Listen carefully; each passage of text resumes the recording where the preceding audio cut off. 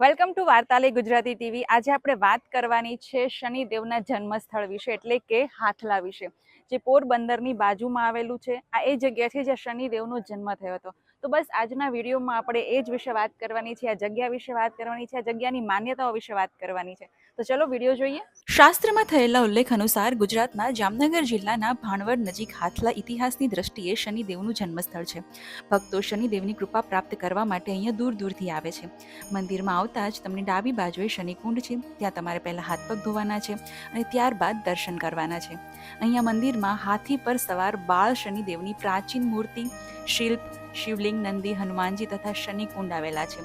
માહિતી અનુસાર આ મંદિર જેઠવાઓના ગુમલી રાજ્ય પહેલા મૈત્રેય કાળ પહેલા બાંધવામાં આવ્યું હતું। આ મંદિર વિશે એવું પણ કહેવાય છે કે શનિદેવ અહીં હાથીની સવારી પર આવ્યા હતા અને પોતાનું સ્થાનક બનાવ્યું હતું। કેટલાક લોકો પોતાની પનોતીને દૂર કરવા માટે અને શનિ દોષમાંથી મુક્તિ મેળવવા માટે ભગવાન શનિદેવને પ્રાર્થના કરે છે। અને આ એક શનિદેવનું એકમાત્ર એવું મંદિર છે કે જ્યાં સ્ત્રી હોય કે પુરુષ બધા જ પોતાની જાતે ભગવાનની પૂજા કરી શકે છે। શનિકુંડ વિશે એવી લોકવાયકા છે કે 5,500 વર્ષ પહેલા પાંડવો અને કૌરવો સામ સામે યુદ્ધ રમી રહ્યા હતા અને હારી ગયા હતા, ત્યારે ભગવાન કૃષ્ણએ કહ્યું હતું કે તેના પર ભગવાન શનિની અવકૃપા ચાલી રહી છે। તેથી પાંચેય ભાઈઓએ શનિકુંડમાં સ્નાન કરીને શનિદેવની પૂજા અર્ચના કરવા કહ્યું હતું। અને માન્યતા અનુસાર પાંડવોએ આ શનિકુંડમાં પૂજા અર્ચના કર્યા બાદ જ કુરુક્ષેત્રમાં વિજય મેળવ્યો હતો।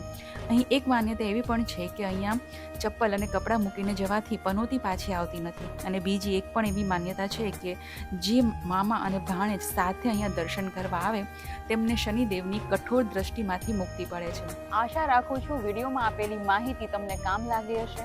તો પ્લીઝ વિડીયોને વધુમાં વધુ લોકો સુધી શેર કરો, જેથી બધા લોકોને આ જગ્યાનો લાભ મળે, શનિદેવના દર્શન થાય। અને આવી ઘણી બધી ઇન્ટરેસ્ટિંગ વાતો લઈને હું આવતી રહું છું વાર્તાલય ગુજરાતી ટીવી પર। જો હજુ સુધી તમે સબસ્ક્રાઇબ નથી કર્યું તો જલ્દીથી પહેલાં સબસ્ક્રાઇબ કરો અને મળીએ છીએ જલ્દીથી નવા વિડીયો સાથે। ત્યાં સુધી બાય બાય।